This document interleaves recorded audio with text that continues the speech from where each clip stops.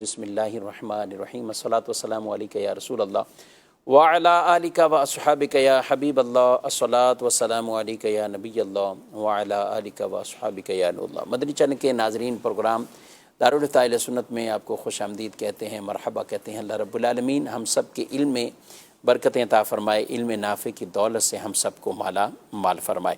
ابتداً درود پاک کی فضیلت ہمارے پیارے رسول صلی اللہ علیہ وآلہ وسلم کا فرمان عظمت عالی شان، ان اول الناس بی یوم القیامہ اکثرہم علیہ صلاۃ، قیامت کے دن میرے سب سے زیادہ قریب ترین وہ ہوگا جو مجھ پر کثرت سے درود پڑھتا ہوگا۔ صلو علی الحبیب صلی اللہ تعالی علی محمد صلی اللہ علیہ وآلہ وسلم، صلاۃ و سلام علیک یا سیدی یا رسول اللہ۔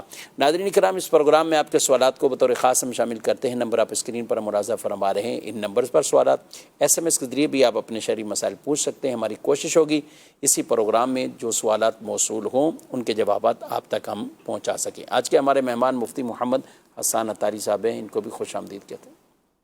کیسے مزاج گرامی؟ الحمدللہ رب العالمین علی کل حال۔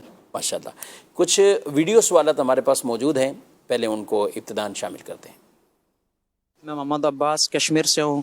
تو میرا مفتی دعوت اسلامی یہ سوال ہے کہ اکثر دیواروں کے اوپر کلمہ شریف لکھا ہوتا ہے، تو اس کے بارے میں رہنمائی فرما دے کہ لکھنا جائز ہے یا کیسا ہے؟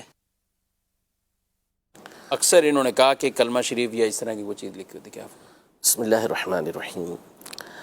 دیواروں کے اوپر لکھنے کے حوالے سے فقہاء کرام نے منع فرمایا ہے، کیونکہ اس میں یا تو گرد و غبار اڑ کر لگ رہا ہوتا ہے اور ان کی بے حرمتی ہو رہی ہوتی ہے، ادب نہیں ہوتا، بے ادبی ہوتی ہے، تو اس لیے اس سے گریز کرنا چاہیے، لکھنے سے بچنا چاہیے۔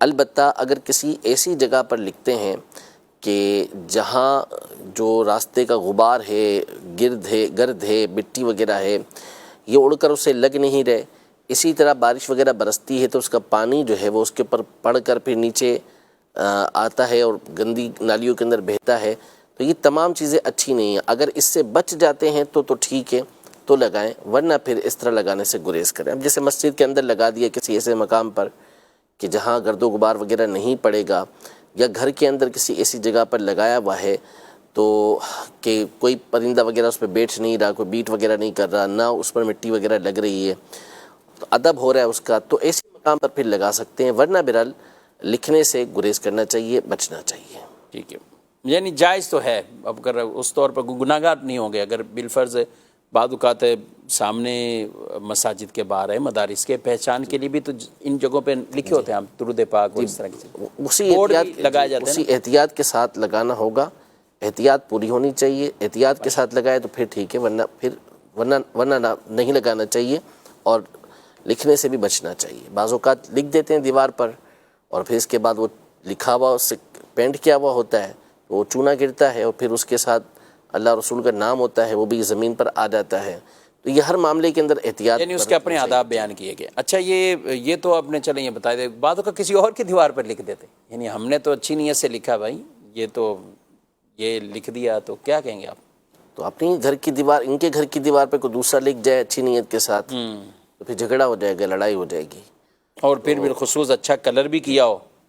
اب اس میں بستا وہ ہے کہ جس کے کارنر کے گھر ہیں بعض اوقات، یا دکانیں ہیں یا کچھ اور ہیں، اور پھر لوگ ان کو دینی چونکہ وہ چیز لکھ کے جاتے ہیں تو ان کو بھی کہتے ہیں کہ آپ نہیں کرتے ہیں، ان کے اوپر تانے کرتے ہیں کہ یہ تو فلاں تو فلاں ہیں، تو یہ لکھنے کیوں نہیں دے رہا اور یہ غلط کر رہا ہے، دین کا کام نہیں کرنا۔ بھائی آپ کے گھر میں آ کے کوئی کہ مجھے نماز پڑھنی ہے، نماز ہی پڑھ رہا ہے، لیکن وہ ہر وقت آ کے آپ کو کہتا رہتا ہے مجھے نماز پڑھنی ہے، 10 بندے آ جاتے ہیں مجھے نماز پڑھنی ہے، آپ نماز پڑھنے سے روک رہے ہیں اس کو، تو آپ اسے کہیں گے کہ جب مسجد میں جا کے نماز پڑھیں، جو نماز پڑھنے کی جگہ ہے اس جگہ پہ نماز پڑھیں۔ تو اسی طرح جو لکھنے کے لیے مخصوص مقامات ہوں، بینر لگانے کے لیے، پوسٹر لگانے کی کوئی جگہ ہو، اس جگہ پہ لگایا کریں۔ ایسا بکثرت ہوتا ہے کہ بعض اوقات بہت سو کی دکانیں بیچارے بھر کے رکھ دیتے ہیں ان کی دکانوں کو پوسٹر کے ساتھ، بینر کے ساتھ، بعضوں کی دیواروں پر پتہ نہیں کیا سے کیا لکھ ڈالتے ہیں، اور وہ منع کرے تو بیچارے کے اوپر فتوے لگانا شروع کر دیتے ہیں۔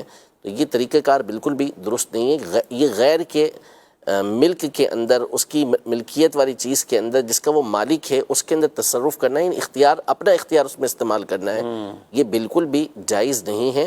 وہ اجازت دیتا ہے خوشی کے ساتھ کہ ہاں بھائی ٹھیک ہے میری اس دیوار کے اوپر آپ یہ بینر لگا دیں، آپ پوسٹر لگا دیں، یا جو لکھنا ہے وہ لکھ دیں تو ٹھیک ہے، لیکن پھر بھی بہرحال اس سے گریز کرنا چاہیے کہ نہ جانے اس کو پھر کیا دل پہ گزرے، جب وہ گرے گا نکل کے زمین پر آئے گا تو پھر نتیجہ کیا نکلے گا، اس کی ساری دیوار یہ خراب ہو کر رہ جائے گی۔ مسجدوں میں باہر تو اشتہارات لگانا لوگ اپنا ایک بہت بڑا حق سمجھتے ہیں کہ یعنی یہ شاید گیٹ پورا ہمارے لیے بنا ہے۔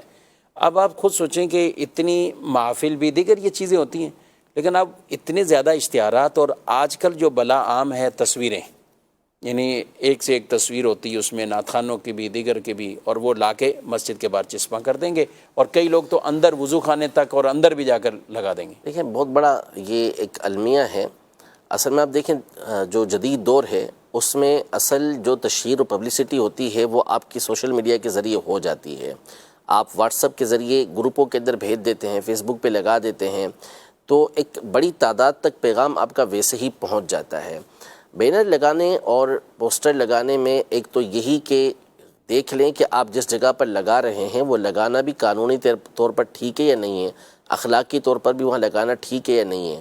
اب ہوتا یہ ہے کہ جوش میں یا جو بھی آپ کی ترکیب ہے اس کے مطابق آپ لگا کر تو چلے گئے، لیکن 5 دن بعد 6 دن بعد وہی جس پر آپ کے رہنما کا کوئی نام لکھا ہوتا ہے، اور نام جو ہے وہ مبارک ہستیوں کے اوپر نام ہوتا ہے، مقدس ہستیوں پر نام ہوتا ہے، اور بعض اوقات آگے اللہ تبارک و تعالیٰ کا نام لکھا ہوا ہوتا ہے، رحمۃ اللہ علیہ یا حفظہ اللہ تعالیٰ یا جو کچھ بھی لکھا ہو، تو 5-7 دن کے بعد وہ زمین پر آ جاتے ہیں۔ ایسا ہی ہے۔ تو اب وہ پریشانی کیونکہ اتنے بعض اوقات اتنے زیادہ ہوتے ہیں کہ ان کو اٹھانا مشکل، اور قریب میں کوئی مقدس اوراق کا ڈبہ بھی نہیں ہوتا کہ جس کے اندر اس کو جا کے ڈال سکیں، تو یہ بڑی مشکل کا سامنا کرنا پڑتا ہے۔ تو اس لیے حتی الامکان اس طرح کے بینر لگانے سے، پوسٹر لگانے سے گریز ہی کرنا چاہیے، بچنا ہی چاہیے، اور اگر آپ لگاتے ہیں تو لگاتے ہوئے یہ احتیاط کریں کہ جو پبلک مقام عام طور پہ لگانے کی جہاں اجازت ہوتی ہے وہاں لگائیں، اور پھر اس کے بعد جب آپ کا کام پورا ہو جائے تو اس کو نکال بھی دینا، نکال کے پھر آپ اس کو ٹھنڈا کروا دیں، ورنہ نہ جانے آپ اس کا کیا حساب دیں گے۔ یہ تو کوئی بھی نہیں کرتا ہوگا، یعنی یہ عجیب، یعنی اس طور پر لگانے میں تو ساری کوششیں کرتے ہیں۔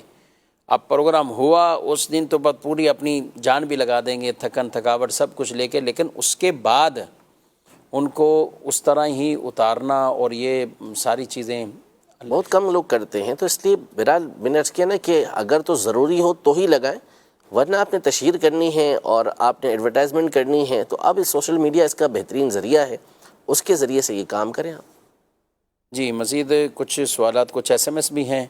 ایک سوال ہے، مفتی صاحب مسجد شہید ہو چکی ہے تو اس مسجد کو نئے سریے سے تعمیر کرنا ہے، مسجد کا پرانا سریہ دروازے خرید کر کوئی اپنے گھر میں استعمال کر سکتا ہے؟ اگر تو وہ چیزیں ایسی ہیں کہ جن کا اب استعمال مسجد کے اندر رہا ہی نہیں ہے اور وہ شرعی طریقے کے مطابق اسے بیچا جا رہا ہے اور وہ بندہ خریدتا ہے تو بالکل اسے خریدا جا سکتا ہے اور اپنے گھر میں استعمال کیا جا سکتا ہے، لیکن ایسی جگہ پہ اسے استعمال کریں جہاں پر اس کی بے ادبی نہ ہوتی ہو۔ مسجد کا دروازہ ہے، اپنے گھر کے ٹوائلٹ کے دروازے میں اس کو استعمال نہ کرے کہ وہاں لگا لے، سریہ ایسے مقام پہ استعمال نہ کرے، بلکہ مسجد کے جو گرد و غبار ہوتا ہے، آداب اس کے اور متعلق، بالکل مسجد کا جو گرد و غبار ہوتا ہے اس کا بھی علماء نے ادب بیان کیا ہے۔ تو مسجد کی اس طرح کی جو چیزیں ہوتی ہیں تو ان کو ایسے مقام پر نہ لگائیں کہ جس سے اس کی بے ادبی اور توہین ہوتی ہو۔ ایک سوال ہے کہ کوئی شخص اگر اذان دیتا ہے، اذان کے مخارج تلفظ اس کے ٹھیک نہیں ہے تو کیا کرنا چاہیے؟ اس کو نہیں دینی چاہیے اذان، یا پہلے اس کو اپنے تلفظ اور مخارج ٹھیک کرنے چاہیے۔ ساتھ ہی ایک اور چیز بھی اٹیچ کی کہ اب ایسی اذان کا جواب بھی دینا چاہیے ہمیں، یہ کیا ہے؟ جی بالکل، اگر اذان دیکھیں ایسی ہوئی ہے کہ جس کو اذان کہا جا سکے کہ اذان ہو گئی، جس سے اذان کی سنت ادا ہو گئی تو پھر اس کا جواب دیں گے، ورنہ اگر وہ کچھ اور ہی بن گیا اس کے تلفظ اور مخارج کی وجہ سے تو ظاہر ہے کہ پھر اذان ہی نہ رہی تو اس کا جواب کہاں پر رہا۔ تو اذان بہرحال یہ جو بھی دے اسے چاہیے کہ سیکھ کر دے اور اچھے انداز کے اندر اذان دینے کی یہ کوشش کرنی چاہیے تاکہ لوگ جو ہے وہ مسجد کی طرف اور نماز کی طرف مائل ہو کر یہ آئیں۔ یہ ہونا چاہیے ویسے، یہ اذان کا بالخصوص جو ہے نا وہ ہم کہیں تو اوورآل لوگوں میں یہ رجحان ہوتا ہے کہ کوئی بھی اذان دے دے۔ اچھا شہر کراچی میں یا بڑے شہروں میں تو پھر بھی کچھ اہتمام ہوتا ہے کہ ایک مؤذن کا باقاعدہ انتخاب کیا جاتا ہے، اور اب لوگ مؤذن بھی ایک اچھا انتخاب کرتے ہیں کہ جس کی تلاوت اچھی ہو، قرات ہو، حافظ صاحب ہوں، اور ہونا یہی چاہیے، یہ چیزیں بھی ہوں، ساتھ ان کو ضروری شرعی مسائل کے اذان اور نماز اس طرح کے یہ یاد بھی ہونے چاہیے اور کروانے بھی چاہیے۔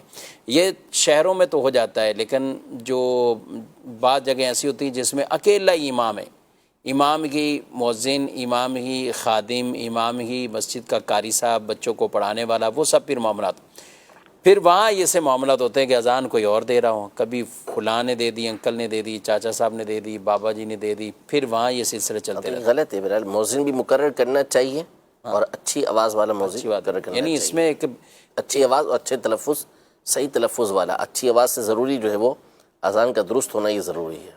ٹھیک ہے، یعنی درست خواں بھی ہو اور خوش لحن بھی ہو، جی بالکل۔ اچھی آواز بھی ہو تاکہ لوگ اس کی اذان سن کر اس طرح مائل بھی ہوں، اور یہ اہتمام بہرحال ہونے چاہیے۔ مزید بڑھتے ہیں آپ کے سوالات کی طرف۔ ہماری ٹیم نے ایک سوال پیکج کی صورت میں تیار کیا ہے، وہ دیکھتے ہیں کہ کیا پوچھنا چاہتے ہیں۔ السلام علیکم اظہر بھائی، کیسے ہیں آپ؟ وعلیکم السلام ورحمۃ اللہ۔ الحمدللہ الحمدللہ، اللہ کا شکر ہے۔ اور تشریف رکھیں، کیسے مزاج ہیں آپ کے؟ الحمدللہ۔ اور کیا مصروفیات ہیں احمد رضا بھائی؟ کافی دن بعد ملاقات ہوئی آپ سے۔ ہاں، آفس کے کام کی وجہ سے شہر سے باہر گیا ہوا تھا، اس وجہ سے ملاقات نہ ہو سکی۔ آپ بتائیں کیا ہو رہا ہے؟ موبائل میں کوئی اپلیکیشن ڈاؤن لوڈ کر رہے ہیں آپ؟ اچھا، تو یہ بات تھی جس کی وجہ سے آپ نظر نہیں آئے۔ نہیں، موبائل میں کوئی اپلیکیشن تو ڈاؤن لوڈ نہیں کر رہا، بس میرا بیلنس ختم ہو گیا تھا تو موبائل اپلیکیشن سے ادھار میں پیکج کر رہا تھا۔ آن لائن اپلیکیشن سے ادھار پر پیکج؟ اس میں اتنی حیرانی کی کیا بات ہے احمد رضا بھائی؟ یہ سلسلہ تو سالوں سے چل رہا ہے، اور سب کو معلوم ہے کہ موبائل فون اپلیکیشن میں آپشن آتا ہے، ایک ہفتے کے بعد پیمنٹ کریں گے تو 25 روپے ایکسٹرا ہوں گے۔ اس طرح 2 مہینے تک ہر ہفتے کے حساب سے 25 روپے بڑھا دیے جاتے ہیں، اور اس آپشن کو بائی ناؤ پے لیٹر کہا جاتا ہے۔ میں موبائل فون پیکج پر حیران نہیں ہوں، ادھار والی بات پہ حیران ہوں۔ کیا اگر موبائل فون کمپنی ادھار پر پیکج دے رہی ہے تو یقیناً بعد میں بیلنس لوڈ کرانے پر اضافی رقم یعنی سود وصول کرتے ہوں گے، پھر بھی لوگ جان پوچھ کر کس طرح ادھار پیکج کراتے ہیں۔ ایک کام کرتے ہیں، مدنی چینل کے پروگرام دارالفتہ اہل سنت میں کال کر کے مفتی صاحب سے ویڈیو سوال کی صورت میں مفتی صاحب سے معلوم کرتے ہیں کیا موبائل اپلیکیشن کے ذریعے آن لائن ادھار پیکج کروانا درست ہے یا نہیں، کہیں یہ سود تو نہیں۔ جزاک اللہ احمد رضا بھائی، آپ نے میری بہت اچھی اصلاح کی، انشاءاللہ تعالی میں مفتی صاحب سے معلوم کرتا ہوں۔ بہت شکریہ، آپ نے میری بات پر عمل کیا، جزاک اللہ۔ جی، ایک ہوتا ہے کہ جو ادھار پر لیتے ہیں اور اس کو یہ سمجھتے ہیں کہ قرض ہے، جیسے ہم بیلنس ختم ہو گیا کسی کا بھی تو اب وہ کمپنی کی طرف سے یہ جو ہے وہ سہولت دی گئی ہوتی ہے کہ آپ اگر چاہیں تو ادھار کے اندر پیکج حاصل کر لیں، جو بھی آپ کو لینا ہے 25-30 روپے کا بیلنس وہ دے دیتے ہیں، اور پھر اس کے بعد جب واپسی ہوتی ہے تو 30 روپے یا 40 روپے یا جو بھی اس کا طریقہ کار ہو اس کے مطابق اس کی کٹوتی ہوتی ہے۔ تو یاد رکھیے کہ یہ اصل میں قرض نہیں ہے جو آپ اس سے لے رہے ہیں کمپنی سے، بلکہ یہ آپ نے اس سے سہولت کو حاصل کیا ہے جس کے بدلے آپ کو بعد میں رقم دینی ہے۔ جیسے مثال کے طور پر ہم کارڈ وغیرہ لیتے ہیں یا ہم پیکج کرواتے ہیں تو اس میں ایسا ہی ہوتا ہے کہ جتنے کا پیکج آپ نے کروایا ہے وہ ٹوٹل اتنے پیسے اس کے اندر نہیں آتے، بلکہ جتنے کا کارڈ ہے اس سے 25-30 روپے کٹ کر ہی آپ کے اس کارڈ کے ذریعے موبائل کے اندر آ رہے ہوتے ہیں، آپ کو اتنے ہی کا پیکج ملتا ہے۔ تو یہاں پر بھی آپ نے یہی کیا ہے کہ اس پیکج کو آپ نے خرید لیا ہے، اب اس کی جو ادائیگی ہے وہ آپ بعد میں کریں گے۔ تو اس میں کوئی علیحدہ سے چیز نہیں ہوئی۔ جو آپ عام طور پہ کام کرتے ہیں وہ یہ کرتے ہیں کہ پہلے پیکج لے لیتے ہیں، پہلے آپ کارڈ وغیرہ ڈلوا لیتے ہیں، پھر اس کے بعد آپ پہلے ادائیگی کرتے ہیں، پھر کارڈ وغیرہ لے لیتے ہیں، یا پہلے آپ آن لائن پیسے دے دیتے ہیں پھر آپ کو پیکج وغیرہ ملتا ہے۔ یہاں پر اس کا الٹ ہو گیا کہ آپ کو پیکج پہلے مل گیا، رقم آپ بعد میں ادا کر رہے ہیں، رقم وہی ادا کر رہے ہوتے ہیں، تو اس میں کوئی حرج نہیں ہے، اس طرح یہ کیا جا سکتا ہے جو کنڈیشن موبائل سے پیکج لینے کے حوالے سے بیان کی گئی ہے۔ باقی پھر دوسری صورتیں الگ ہوتی ہیں کہ موبائل جو اپلیکیشنز آتی ہیں اس کے ذریعے سے ادھار رقم لی جاتی ہے اور بعد میں اس کے اوپر پیسے مزید دیے جاتے ہیں، وہ سود ہے۔ لیکن یہاں پر آپ رقم نہیں لے رہے بلکہ آپ ایک سہولت کو حاصل کر رہے ہیں، اور اس سہولت کی جو ادائیگی ہے وہ آپ بعد میں کر رہے ہیں، تو ایسا کرنے میں حرج نہیں ہے۔ ٹھیک ہے جی، مزید سوال۔ دارالفتہ اہل سنت میں مفتی شفیق صاحب، آپ سے میرا یہ سوال ہے، صلاۃ التسبیح کی نماز پڑھ رہے ہوں تو اس میں 75 مرتبہ تیسرا کلمہ پڑھنا ہوتا ہے، تو ہم اس کو بھولے سے کم پڑھ لیں یا زیادہ پڑھ لیں تو اس صورت میں کیا حکم ہوگا؟ اس بارے میں شرعی رہنمائی فرمائیں۔ جی تسبیحات کو یاد بھی کیسے رکھیں گے، یہ ایک رکعت میں اتنی بار جو پڑھنی ہوتی ہیں؟ دیکھیں بنیادی اعتبار سے تو صلاۃ التسبیح کے اندر 300 کا عدد پورا کرنا ہوتا ہے. آپ نے جتنی جو تسبیح پڑھنی ہے وہ 300 کی تعداد میں پوری کرنی ہے، اور اس کا طریقہ یہ بیان کر دیا گیا کہ آپ نے ہر رکعت کے اندر 75 مرتبہ پڑھنی ہے. پہلی مرتبہ میں 15 مرتبہ، اس کے بعد ہر جگہ پر آپ نے 10 مرتبہ یہ تسبیح پڑھنی ہے. تو اب اگر کسی رکن کے اندر کمی زیادتی ہو گئی تو پھر اگلے رکن کے اندر اس کو ملا لیں، اس کے ساتھ ایڈجسٹمنٹ اس کی کر لیں کہ اگر پہلے آپ نے 70 پڑھ لی تھیں اور پڑھنی 75 تھیں تو اگلے کے اندر آپ جو ہے وہ 75 کی جگہ 80 پڑھ لیں، یا 15 پڑھنی تھی اور آپ نے 10 پڑھ لی تو اگلے کے اندر پھر آپ 15 پڑھ لیجئے. اس طریقے سے آپ اس کو ایڈجسٹ کر لیجئے.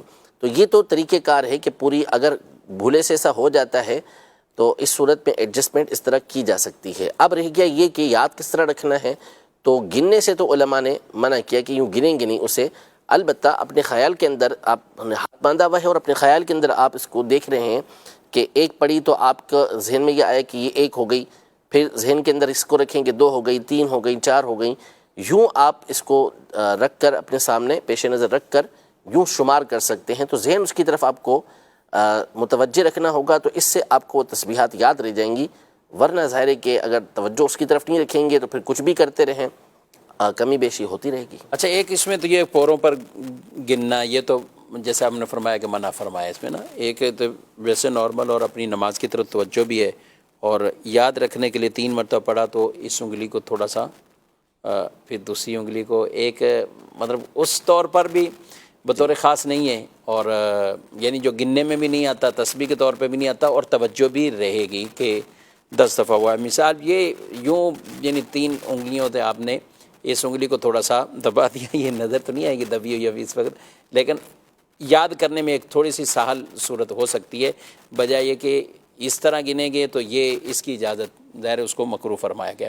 اچھا لون والا ہمارا سوال ہوا تھا، تو لون میں پھر اس کو لون کا نام نہ دیا جائے کیا؟ لیکن اصل میں وہ جو کہتے لون ہیں، بلکہ یہ اپلیکیشن ضروری نہیں ہوتی، اس میں پیسے بھی موبائل کمپنیاں جو ہوتی ہیں جیسے ایڈوانس دیتی ہیں. یہ تو پرانا مسئلہ ہے، اب ایپ کے ذریعے ملنا شروع ہوا. ہاں تو کوئی ضروری نہیں ہے اس میں، تو بس وہ لوگوں نے نام دیا ہوا ہے، باقی اصل تو خرید و فروخت ہے. ہاں لیکن عام جو ایپس ہیں، جو لون ایپس ہیں، تو ان میں تو سود والا معاملہ، وہ تو پیسے لیتے ہیں نا باقاعدہ، ان سے پیسے لیے جاتے ہیں، اور پیسے لینے کے بعد پھر اس کی ادائیگی جو ہوتی ہے وہ زیادتی کے ساتھ ہوتی ہے. میں نے عرض کی کہ یہاں پہ آپ نے رقم اس سے نہیں لی، بلکہ آپ نے ایک سہولت لی ہے جس کی ادائیگی آپ بعد میں کریں. یعنی یہ لوگوں کو سمجھنا چاہیے نا کہ آپ یہاں پیسے ایک منفیت اور ایک سروس کی صورت میں جا رہے ہیں.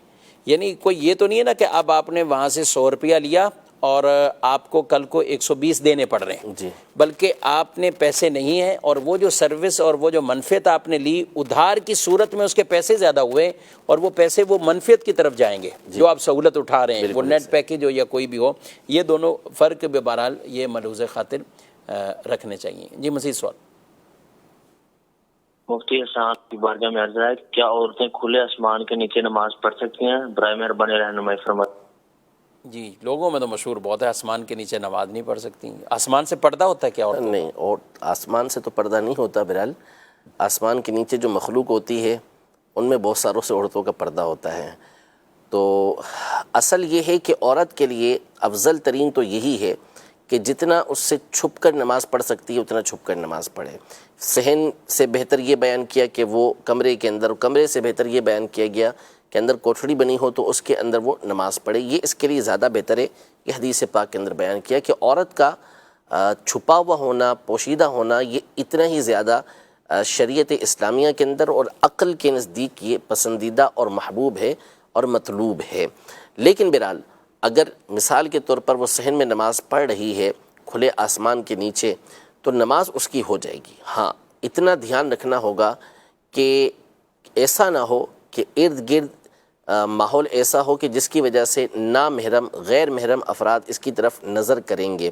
جیسے بعض اوقات گھر اس طرح کے ہوتے ہیں، چھت پر نماز پڑھ رہی ہیں تو جس کی وجہ سے جو قریب کے گھر ہیں وہاں سے کوئی جھانک کر اسے دیکھ رہا ہے یا دیکھ سکتا ہے.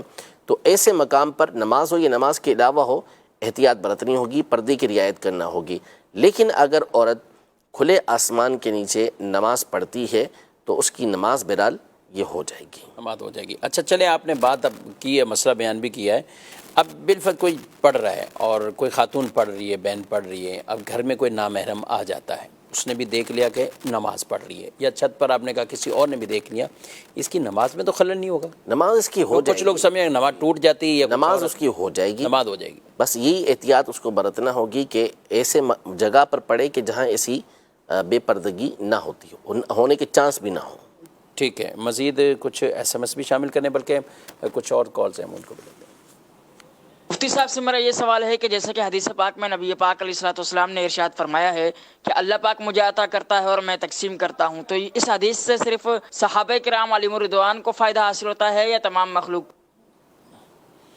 جی، واللہ یعطی انما انا قاسم۔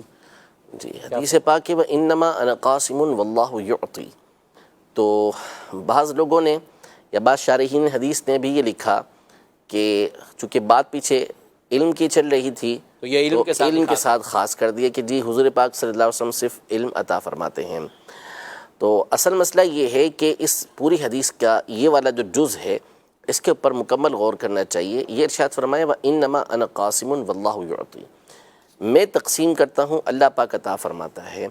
اب یہاں پر کیا اللہ پاک عطا فرماتا ہے اس کا کوئی تذکرہ نہیں کیا، اور یقیناً ہر مومن کا یہ عقیدہ ہے کہ جو کچھ بھی عطا فرمانے والی ذات ہے وہ اللہ پاک کی ذات ہے، ہر چیز عطا کرنے والی ذات یہ اللہ پاک کی ذات ہے۔ تو جب اللہ پاک کی عطا کے اندر کسی طرح کی کوئی کنڈیشن نہیں ہے، ہر چیز اللہ پاک عطا فرماتا ہے، تو پیچھے بھی یہی معاملہ ہے کہ جو چیز بھی اللہ پاک عطا فرماتا ہے نبی پاک صلی اللہ تعالیٰ علیہ وآلہ وسلم اس کو تقسیم کرنے والے ہیں۔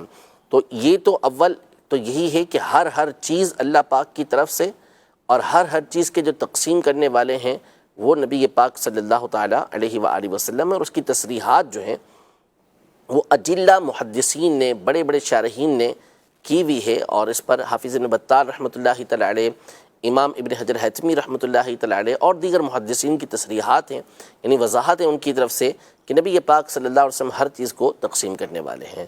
دوسرا، یہ تو ایک بالکل آپ نئی اور انوکھی چیز لے کر آئے کہ نبی پاک صلی اللہ تعالیٰ علیہ وآلہ وسلم صرف صحابہ کو عطا فرمانے والے ہوں اور دوسرا کسی کو عطا فرمانے والے نہ ہوں، تو یہ تو سیاق و سباق سے بھی بالکل ہٹ جائے گا کہ حدیث پاک میں یہ فرمائے کہ من یرید اللہ بہ خیرا یفقہہ فی الدین، کہ اللہ پاک جس کے ساتھ بھلائی کا ارادہ فرماتا ہے اس کو دین کے اندر فقاہت عطا فرماتا ہے۔ وانما انا قاسم واللہ یعطی، میں تقسیم کرنے والا ہوں اور اللہ عطا فرمانے والا ہے۔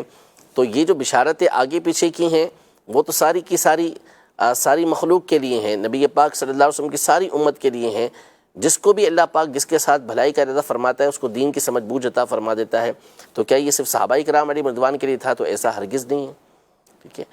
اور دوسرا یہ کہ پھر آگے یہ الفاظ موجود ہیں کہ میری امت کا ایک گروہ ہمیشہ حق پر قائم رہے گا یہاں تک کہ اللہ پاک کا حکم آ جائے، یعنی وہ ہوا چل جائے کہ جس کے بعد کوئی مومن باقی نہیں رہے گا۔ قیامت کی نشانیوں، قیامت کا بالکل قرب جو آ جائے گا اس میں، جس کے بعد کوئی مومن باقی نہیں رہے گا، حتی یأتی امر اللہ، یہاں تک کہ اللہ پاک کا حکم آ جائے۔ حکم سے مراد وہی ہوا ہے جو چلے گی، تو پھر اس کے بعد کوئی بھی مومن باقی نہیں رہے گا۔ تو یہ جو آگے پیچھے کا جو کلام ہے اس کو جب آپ دیکھیں گے تو اس کے سامنے، اس کی صورت میں آپ کو سامنے بات بالکل واضح ہو جائے گی کہ یہ تقسیم کاری ہو یا اللہ پاک کی عطا ہو، یہ ہمیشہ کے لیے ہے، اس میں کوئی کنڈیشن ایسی نہیں ہے کہ یہ صرف صحابہ کرام علیہم رضوان کے لیے ہو یا اس دور کے لیے ہو، بلکہ یہ قیامت تک کے تمام افراد کے لیے۔ سبحان اللہ۔ اور نبی پاک علیہ السلام کے جو شان رحمت للعالمین ہے، حسان صاحب میں سوچا کو یہ کہے کہ پھر وہ بھی خاص تھا، بھی اسی زمانے کے لیے، اسی قوم کے لیے آپ صلی اللہ علیہ وسلم رحمت ہیں۔ نبی پاک صلی اللہ علیہ وسلم تو حریص علیکم بالمؤمنین رؤوف الرحیم، آپ صلی اللہ علیہ وسلم کے اوپر ایک گراں گزرتا ہے اگر امتی کسی مشقت میں ہو، اور آپ مومنوں کے لیے تو یہ بھی خاص، صحابہ کے لیے تو صرف بات نہیں ہو رہی، کسی کے لیے بھی ایسا نہیں ہوتا۔ دیکھیں نبی پاک صلی اللہ علیہ وسلم کے جو اس طرح کی باتیں ہیں، خصوصیات کسی کی ہوں، تو پھر اس کے لیے علماء نے واضح طور پر اس کی وضاحت کی ہوئی ہے کہ یہ صحابہ کرام علیہم رضوان کے ساتھ خاص تھا، یا نبی پاک صلی اللہ تعالیٰ علیہ وسلم نے خود اس کی وضاحت کر دی۔ جیسے حج کا ایک مشہور مسئلہ ہے کہ ایک بار نبی پاک صلی اللہ تعالیٰ علیہ وسلم نے صحابہ کو اس بات کی اجازت دی تھی کہ وہ احرام کھول کے حج کا، عمرے کا احرام باندھ لے، تو اس پر پھر صحابہ کرام علیہ رضوان نے عرض کی تھی کہ یہ کس کے لیے ہے، تو فرمایا یہ خاص تمہارے لیے ہے، کسی اور کے لیے نہیں ہے.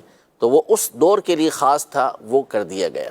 تو بعض احکام ایسے ہوتے ہیں لیکن اس کی وضاحت کر دی جاتی ہے یہ ابھی کے لیے، یہ ابھی کے لیے. تو یہ تو مطلق ہے نا، اس میں تو کسی طرح کی کوئی تقیید ہے ہی نہیں، ورنہ اپنی مرضی سے اس طرح کا معاملہ کیا جائے گا تو پھر ایک مثال تو آپ نے دے دی کہ یہ ہو گیا، پھر اس کے علاوہ اور بہت ساری مثالیں مل جائیں گی. آیت کریمہ جو آج بھی ہم پڑھتے ہیں، بلکہ اس پہ سوال ہی صحابہ کرام رضی اللہ عنہ نے کیا کہ یہ انہی کے لیے خاص تھی یا ابھی جس کے لیے، تو یونس علیہ السلام کے لیے خاص تھی، حضرت یونس علیہ السلام کے لیے. تو فرمایا کہ اللہ پاک نے تو یہ ارشاد فرمایا فَنَجَّيْنَاهُ مِنَ الْغَمِّ وَكَذَلِكَ نُنْجِي الْمُؤْمِنِينَ. ان کو غم سے نجات عطا فرمائی اللہ نے، اور ایسے ہی مومنوں کو اللہ غم سے نجات عطا فرمائے گا، دکھوں سے نجات عطا فرمائے گا. تو اس طرح کی کئی اور چیزیں ہیں. بہرحال یہ جہاں شان رسالت کی بات آتی ہے، نبی پاک علیہ السلام کے شانوں کی بات آتی ہے، تو پھر بعض اوقات اس طرح کے وساوس وہ ذہنوں میں آتے ہیں. آپ ان حدیثوں کی طرف توجہ رکھیں. رسول اللہ صلی اللہ علیہ وسلم یہ فرمائے کہ تمام خزانوں کی چابیاں اللہ نے میرے ہاتھوں میں رکھ دی ہیں. وہ مالک جنت بھی ہیں، اللہ نے اتنا کچھ انہیں عطا فرمایا. جی ہاں، وہ مالک جنت بھی ہیں، جنہوں نے ان کو راضی کیا وہی جنت کے داخلے کے حقدار بنیں گے. اور ہم رسول اللہ کے، جنت رسول اللہ کی. مزید بڑھتے ہیں آپ کے سوالات کی. مفتی صاحب کی بارگاہ میں یہ سوال ہے کہ مفتی صاحب، اگر کوئی کمپنی 1 لاکھ رکھنے پہ تقریباً 10,000 روپے منتھلی دے اور 1 سال کا ایگریمنٹ کروا کے دے کہ آپ نے یہ 1 سال تک کے رکھنا ہے، تو اس کی کیا صورت بنے گی؟ اور ہم کیسے تفتیش کریں کہ آیا کہ یہ صحیح جگہ لگا رہے ہیں یا نہیں لگا رہے؟ تو ہمیں کن چیزوں کی معلومات لینی چاہیے کہ ہمارے یہ پیسے لینا جائز ہے یا نہیں ہے؟ جی، ان کو تو پہلے تو ان کو کمپنی کا میرا خیال کچھ طریقہ کار ہی پورا لینا چاہیے، لیکن عام طور پر جو اس طرح کے پیسے لیتے ہیں اور رکھتے ہیں سود پر مشتمل ہے. واضح طور پر یہی ہوتا ہے. دیکھیں، کوئی بھی آپ کہہ رہے ہیں کہ کہاں لگا رہے ہیں کہاں نہیں لگا رہے، تو مسئلہ یہ تھوڑی ہے کہ کہاں لگا رہے ہیں، وہ ایک الگ میٹر کرتا ہے کہ وہ کہاں لگا رہے ہیں. تو کوئی بھی کمپنی ہو، کوئی سودی ادارہ ہو، بینک ہی جو سود پہ چلنے والا ہے، وہ یہ تھوڑی ہوتا ہے کہ پیسے آپ نے دیے تو اس کے اوپر کوئی دم کر رہا ہو جس سے پیسے بڑھ رہے ہوں. اس نے بھی پیسے آگے ہی لگانے ہوتے ہیں، کسی اور جگہ پہ لگانے ہوتے ہیں. تو یہ مسئلہ ایک الگ ہے کہ وہ آگے کس کام کے اندر استعمال کر رہے ہیں. اصل یہ ہے کہ آپ نے 1 سال کے لیے ان کو 1 لاکھ روپیہ دے دیا، 1 سال کے بعد یہ 1 لاکھ روپیہ تو آپ کو ویسے ہی ملے گا، اور ہر مہینے 10,000 روپے آپ کو الگ سے مل رہے ہیں. تو سیدھا سیدھا یہ قرض کے اوپر نفع اٹھانا ہے، اور قرض کے اوپر جو نفع اٹھایا جائے وہ سود ہوا کرتا ہے. تو شرعاً یہ بالکل بھی جائز نہیں ہے. اور جب بھی ایسا معاملہ ہو، کوئی بھی ایسا کام کرنا ہو، تو اس کے لیے پھر آپ پوری اس کی جو ٹرمز اینڈ کنڈیشنز ہیں ان کو لے کر کسی صحیح العقیدہ سنی مفتی صاحب کے پاس جائیں، انہیں وہ دکھائیں اور ان سے اس بارے میں معلومات لیں کہ یہاں پر میرا پیسہ لگانا ٹھیک ہے یا نہیں ہے. اس کا اہتمام کریں گے تو آپ کے رزق کے اندر اللہ پاک برکت عطا فرمائے گا. بحر الرائق مشہور ایک فقہ کی کتاب ہے، اس میں امام ابن نجیم مصری رحمۃ اللہ تعالی علیہ نے یہ ارشاد فرمایا کہ پہلے کے جو تاجر ہوتے تھے، جب ان کے قافلے سفر کرتے تھے اور یہ لوگ جایا کرتے تھے، تو باقاعدہ ایک فقیہ کو، ایک عالم کو اپنے ساتھ رکھا کرتے تھے اور ان سے پوچھا کرتے تھے کہ یہ والا کاروبار کرنا ہمارے لیے جائز ہے یا نہیں ہے، یہ طریقہ کار ٹھیک ہے یا نہیں ہے. تو جب ایسا آپ کے ساتھ کوئی معاملہ پیش آئے تو سہولیات ہمارے دور کے اندر اس حوالے سے بھی بہت ساری موجود ہیں. تھوڑا تکلف کر کے، اگر فون نہیں لگتا، واٹس ایپ کے ذریعے رابطہ نہیں ہو رہا، تو اپنے علاقے کے کسی سنی مفتی صاحب کے پاس چلے جائیں، تھوڑا سفر کر کے کسی مفتی صاحب کے پاس چلے جائیں، تو اس سے آپ کو صحیح رہنمائی حاصل ہو سکے گی. جی ماشاءاللہ. اور اس کے لیے دارالفتہ اہل سنت کے نمبرز ہیں، اور آپ وقتاً فوقتاً دیکھتے ہیں، مدنی چینل پر بھی چلتے رہتے ہیں. یہ نمبرز اپنے پاس آپ نوٹ کر لیں، اور دن میں آپ 10 بجے سے لے کر 4 بجے تک اس دوران آپ اس پر بھی شرعی رہنمائی لے سکتے ہیں. دارالفتہ اہل سنت کی ویب سائٹ پر جا کر آپ باقاعدہ وزٹ کر سکتے ہیں. جو افراد بیرون ملک رہتے ہیں وہ دارالفتہ اہل سنت کی واٹس ایپ سروس سے بھی فائدہ اٹھا سکتے ہیں. آپ اس واٹس ایپ نمبر پر اپنے سوالات آپ بھیج دیں، اور ہماری کوشش ہوگی کہ یہ تحریری طور پر آپ کو 1 سے 2 دن کے اندر، یا میکسیمم 3 سے 3 دنوں کے اندر اندر انشاءاللہ یہ جواب بھی آپ تک پہنچ جائیں گے. تو بیرون ملک والے افراد اس سروس سے بھی فائدہ اٹھائیں ان کے لیے، کیونکہ وہاں پر عام طور پہ یہاں کی اور وہاں کی ٹائمنگ کے حوالے سے کافی فرق ہوتا ہے، اور اس کے مطابق الحمدللہ دارالہدایۃ اہل سنت نے یہ سروس بطور خاص بیرون ملک رہنے والے احباب ان کے لیے یہ رکھی ہے کہ وہ واٹس اپ بھی کریں گے تو انشاءاللہ ان کو واٹس اپ پہ باقاعدہ ان کے مسئلے کا جو شرعی طور پر جواب ہوگا، جو فتویٰ ہوگا، وہ ان ارسال کر دیا جائے گا، انہیں بھیج دیا جائے گا۔ تو یہ تمام دارالہدایۃ اہل سنت کی یہ سروسز ہیں اور آپ ان سے فائدہ اٹھائیں۔ اور اب تو باقاعدہ اقتصادیات کے ساتھ شعبہ اقتصادیات کیا کہتے ہیں حسان صاحب، یہ بھی ماشاءاللہ کہ کاروباری افراد اور بالکل بہترین نعمت بھی کرنی نعمت ہے کہ آپ اگر چاہتے ہیں تو آپ باقاعدہ اپائنٹمنٹ لے کر بھی آ سکتے ہیں، ٹائم لیں جی، ٹائم لے کر بھی آپ ان کے پاس آ سکتے ہیں، اور یہ آن لائن بھی آپ کو اس حوالے سے سہولیات فراہم کر رہے ہیں تو اس کو بھی آپ اختیار کر سکتے ہیں۔ جی ہاں، آن لائن میٹنگ بھی ہو سکتی ہے، آپ پہلے سے ٹائم لیں تو آپ کے لیے وہ ٹائم ہوگا، آپ آ کر اس پر بھی گفتگو کر سکتے ہیں۔ اگر اس حوالے سے بھی آپ کو کوئی پرابلم ہو تو جو شعبہ اقتصادیات کے حوالے سے جو ایک نمبر جاری کیا گیا ہے، آپ وہ نمبر بھی اپنے پاس ہے، اس پر آپ رابطہ کر سکتے ہیں۔ نمبر آپ لکھ لیں، نوٹ فرما لیں اگر، اور اس نمبر کے ذریعے سے بھی انشاءاللہ آپ کو شرعی اور تجارتی جو معاملات ہیں اس پر آپ کو رہنمائی ملے گی۔ 9230386251 انشاءاللہ آئندہ پروگرام میں اس کی جو ہے وہ سلائڈ باقاعدہ لگا دی جائے گی، اور اس نمبر سے آپ باقاعدہ ٹائم لے کر اپنے تجارتی معاملات کے اندر بھی میٹنگ وغیرہ اور مشورے کر سکتے ہیں۔ جی مزید سوال؟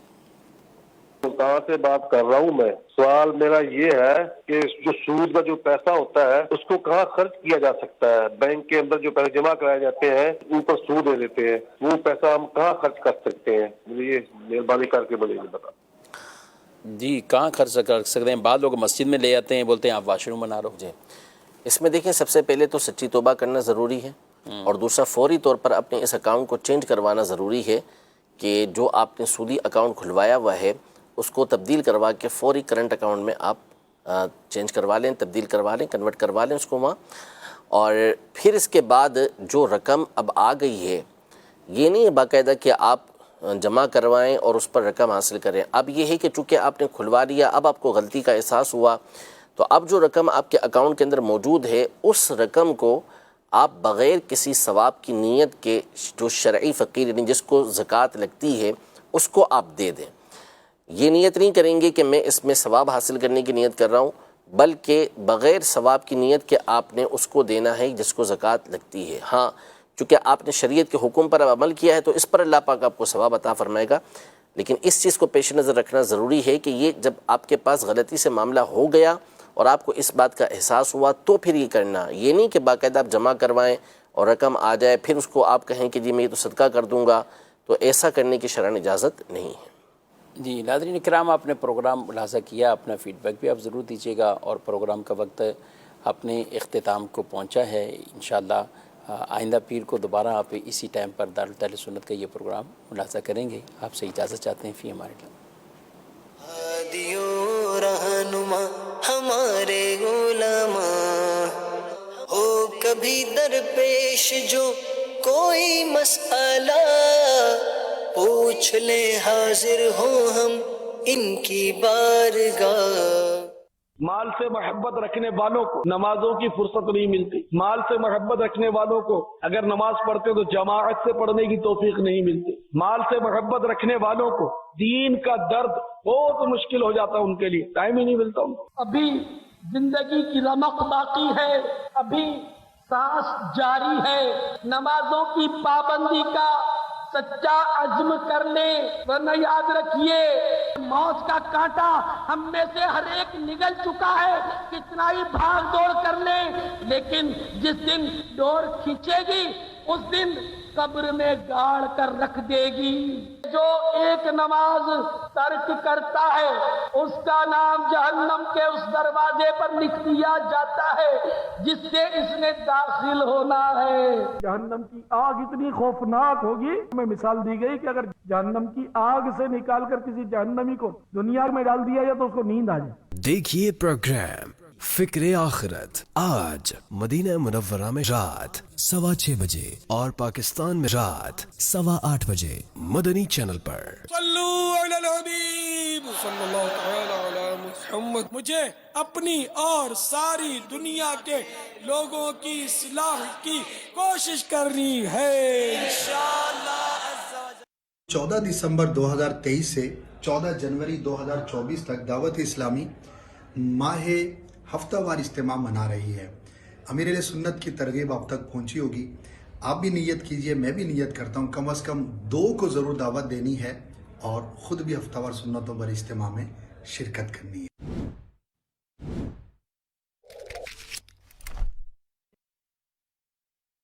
دعوت اسلامی کی جو مجلس ہے، مجلس حج و عمرہ، انشاءاللہ اس کے تحت گورنمنٹ اسکیم سے جو حاجی حج پر جائیں گے تو وہ دعوت اسلامی کے ساتھ اگر اپنا فارم جمع کرا دیں، جیسے کراچی میں 4 مقامات پر ہیں، اس کے اعلانات بھی ہو رہے ہیں، ذمہ داران دعوت اسلامی سے رابطہ کریں، فیضان مدینہ سے رابطہ کریں، اور دعوت اسلامی کے تحت اگر آپ گورنمنٹ کے فارم جمع کراتے ہیں حج پر جانے والے جو اسلامی بھائی ہیں اس سال 2024 میں، انشاءاللہ اس کی تربیت بھی کی جائے گی اور ان کو حج کا پورے مناسک بتائے جائیں گے. اس کے ساتھ ساتھ جو ہے وہ رابطے میں رہیں گے تو ویڈیوز بھی اور پریزنٹیشن کے ذریعے اور کتاب جو حج کی ہے وہ بھی پیش کی جائے گی. آپ گورنمنٹ پیکیج میں اپنا حج کا فارم جمع کرا سکتے ہیں. فیضان مدینہ، باب المدینہ عالمی مدینہ مرکز میں بھی اس کا اہتمام ہے. نارتھ کراچی فیض مدینہ میں بھی، کورنگی میں جہاں اجتماع ہوتا ہے ہمارا فیض رضا مصطفیٰ مسجد، اس میں بھی اہتمام ہے. آپ دعوت اسلامی کے ذمہ داران سے رابطہ کر کے حج کے فارم جو 2024 میں خواہش مند ہیں حج کے، تو ضرور دعوت اسلامی کے ساتھ جمع کرائیے گا فارم. آپ اس کی انشاءاللہ برکتیں پائیں گے. یہ فارم بھرانا اور یہ جو ہے نا اسکیم اور تاریخ، یہ پاکستان کی ہے. دنیا میں سب جگہ ایسا نہیں ہوتا. دنیا میں ہر ملک میں اپنے اپنے قوانین ہوتے ہیں. اب جہاں بھی ہیں مدینے پہنچنا ہے تو اللہ پاک ہم سب کو میٹھا مدینہ دکھا، حج کی سعادت نصیب کرے دے. کیا بات ہے. صلو علی الحبیب صلی اللہ علی محمد. اشعار کی صورت میں اللہ کے حبیب صلی اللہ علیہ وآلہ وصحبہ وسلم کی مدح سرائی نہایت عمدہ عبادت اور ایک عظیم سعادت ہے، لیکن اس کے تقاضوں کو نبھانا ہر کسی کے بس کی بات نہیں. جہاں ردیف اور قافیے کی پابندیاں نبھانے اور وزن شعری کی درستی کے لیے شعر گوئی کے علم سے واقفیت ضروری ہے، وہی اشعار کو شرعی اغلاط سے محفوظ رکھنے کے لیے کثیر علم دین بھی درکار ہے. اعلی حضرت امام اہل سنت امام احمد رضا خان رحمت اللہ علیہ کے بھائی مولانا حسن رضا خان رحمت اللہ علیہ اپنے دور کے ممتاز عالم دین، صاحب طرز ادیب اور قادر الکلام شاعر تھے. آپ رحمت اللہ علیہ کے فن شاعر اور فصاحت و بلاغت سے مزین کلام کو سمجھنے کے لیے دیکھیے پروگرام کلام شہنشاہ سخن، آج مدینہ منورہ میں رات 8:30 بجے اور پاکستان میں رات 10:30 بجے مدنی چینل پر. صلو علی الحبیب صلی اللہ تعالی علی محمد. مجھے اپنی اور ساری دنیا کے لوگوں کی اصلاح کی کوشش کرنی ہے انشاءاللہ.